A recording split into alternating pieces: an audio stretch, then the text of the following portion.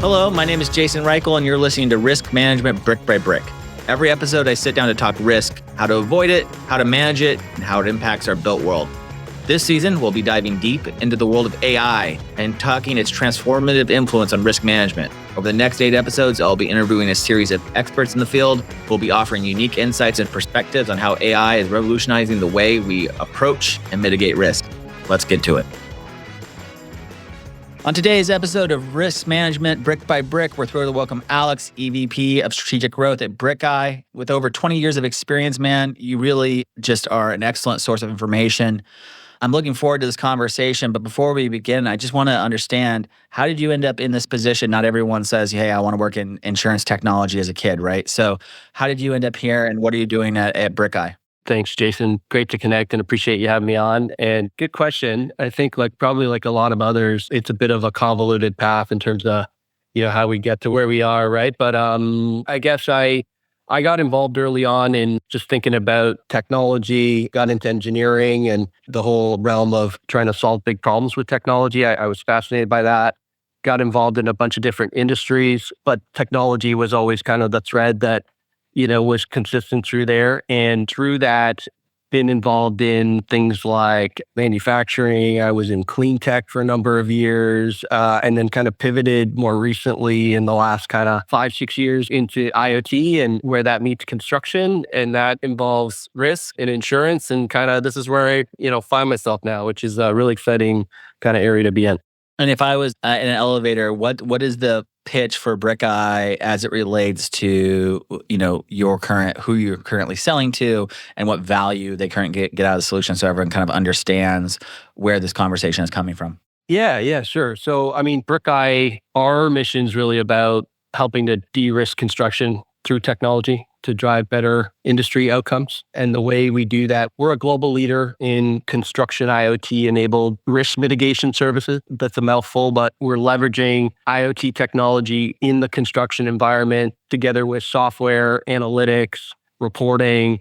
In the actual build phase though, right? Well, yeah, that's a great point, because it's actually we work with developers and GCs to help them lower cost, protect margin, and build better by mitigating risk across the full construction life cycle and the insurance policy life cycle. When you say during the build phase, we actually get involved pre-con, we mitigate risk during construction, and then we get involved in terms of helping to inform best practices around risk mitigation post-construction, what we can learn with that data. Let's take a real practical example. So how are you guys integrating IoT technology into construction projects? Let's give a real world example of a project or something you're working on. Taking a step back, big picture, right? I think the biggest challenges that we see are just that construction risk costs are escalating. They're squeezing margins. And in a lot of cases, they're challenging kind of the viability of some construction projects. So we focus on a few key areas, right? One is water. So we're seeing, real increased frequency and severity of water damage during and post-construction.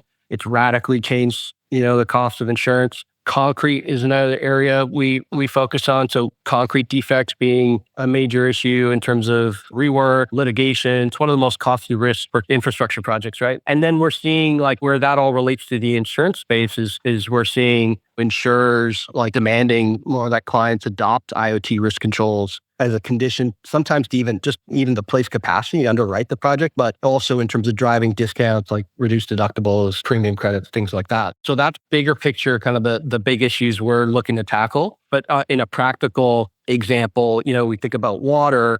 We work a lot on high-rise construction projects, for example, multifamily, where we're deploying technology to mitigate risk around water escape. So, think of pipe bursts, leaks outside of mechanical systems, as well as water intrusion. So, your envelope's still open, you got water coming in from the bottom up or top down, wind-driven rain, things like that. And that's really kind of driving up to 70% of builders' risk claims right now are coming from major water incidents. So that's a practical example of how we would implement on a project.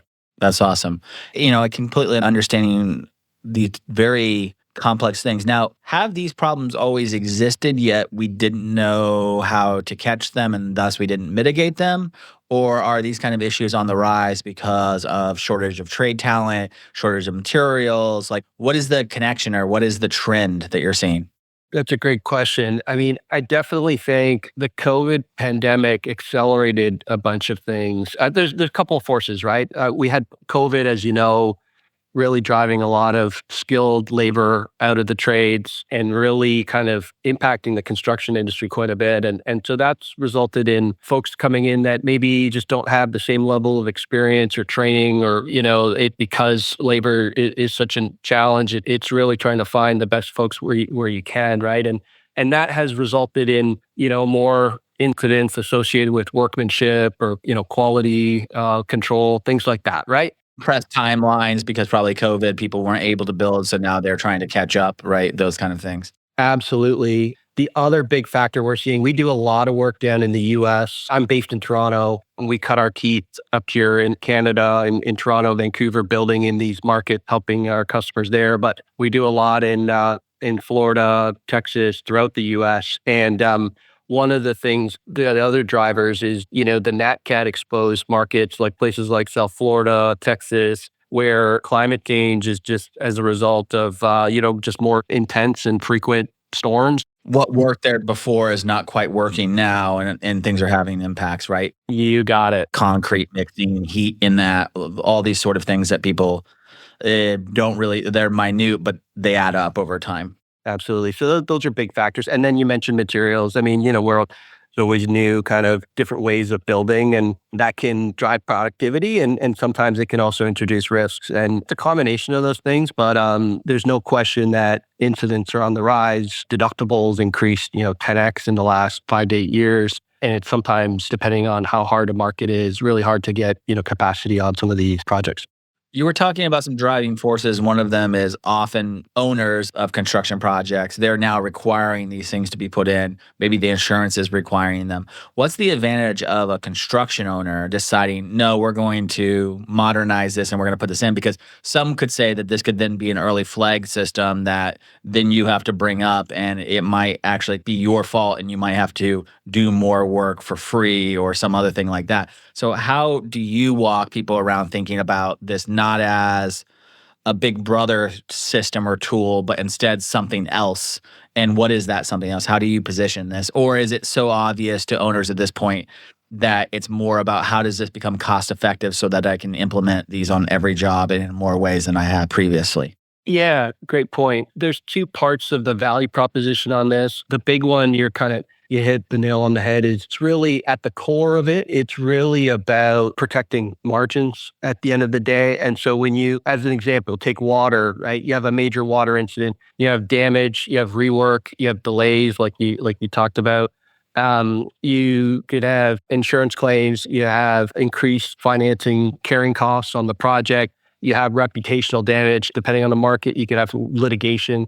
So there's a whole host of, like, when you think of the total cost of risk associated with these incidents, the really like the proactive, the technology forward GCs and developers that are adopting this kind of technology, it's about best practice in risk management. It's about protecting their margin at the end of the day. You view it and you saying it, and I know who our audience is, but I keep saying that the value of risk managers in an organization continues to be on the rise. This is actually risk management processes integrating and infiltrating the entire construction project in order to mitigate those risks, to expose things that maybe people with human eyes can't see, or maybe they wouldn't even expose, right? Or a lot of times we have people who don't feel comfortable exposing risk when they see the risk, right? Within these sites, that's a reality that risk managers have to deal with.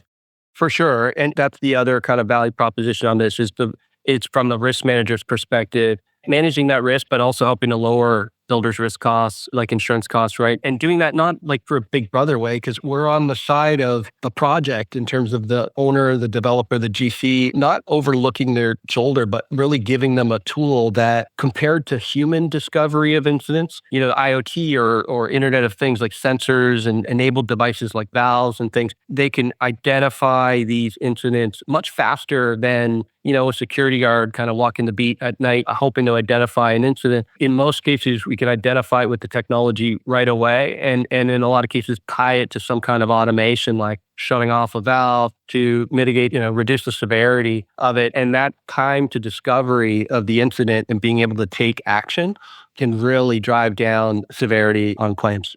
Let's talk about a real world example recently that you guys have helped prevent, just so people have the context across everyone that's listening. We have all sorts of different audience types listening. What's something that you recently found that you were able to prevent, and what would have been the potential loss had you guys not been able to identify that with these kind of tools? I'll give you an example, one that just happened a couple months ago, a big condo build in Miami, Florida. Our technology is deployed to protect a temporary water run. So these are just, they're not part of the drawing package. They're typically thrown together with PVC lines. They're really prone to failing. And really, it's just for folks that don't know, they're just extending water up the building for trades to be able to do their finishes. So they're often prone to either leaking or bursting, being left on, because there's usually like a bib on every floor. And in some cases, like they could just freeze and burst and cause issues. So one example, right? What we often do is we set up an automatic shutoff valve and a flow meter on those temporary runs. There's a schedule where we can open and close those runs depending on the work schedule for the job site.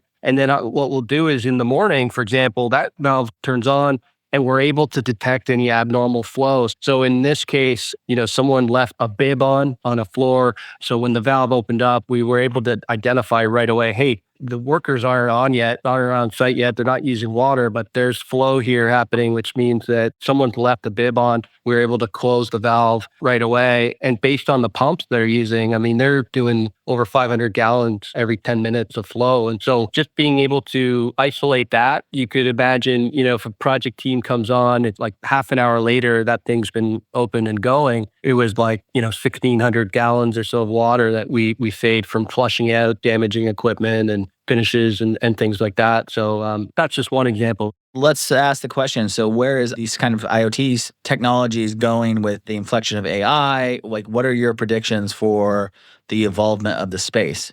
Yeah, AI, I think it's going to play a major role. Right now, obviously, there's a lot of talk around AI. Some of it hype, some of it, legit. But I think what we're seeing is organizing data sets, right? So that AI can really you can leverage AI to understand what's going on, get better insights, predictive analytics, things like that. So where we find that really interesting is, the job site in itself, in terms of data or information, has always really been kind of a bit of a black box, right? Hard to understand kind of what's going in. So many human inputs on that site. Exactly. So having some eyes and ears on the job site in terms of what's going on with your water, the data with your concrete, it brings you a much richer data set of what's actually happening in real time. And then, when we have that data set, both in real time, looking back historically, we could use AI to evaluate that data and identify opportunities to do better. We don't really, in real time, we can use algorithms and rules and things like that to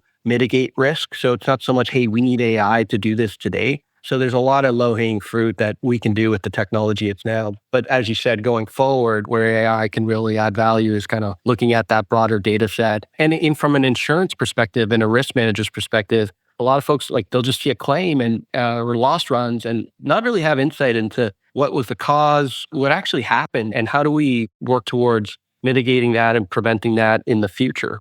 Beautiful point, because I often go, when you look at incidents and you look at insurance by the incidents you have, you're missing a big part of the picture, which is how many potential incidents did you mitigate? The amount that you mitigate should be more important than the time when you don't, because that is your due diligence. If you go 15 years without a car accident, it's safer, and you get into a bad car accident, it's still safe to say you're a pretty safe driver. And everyone understands that.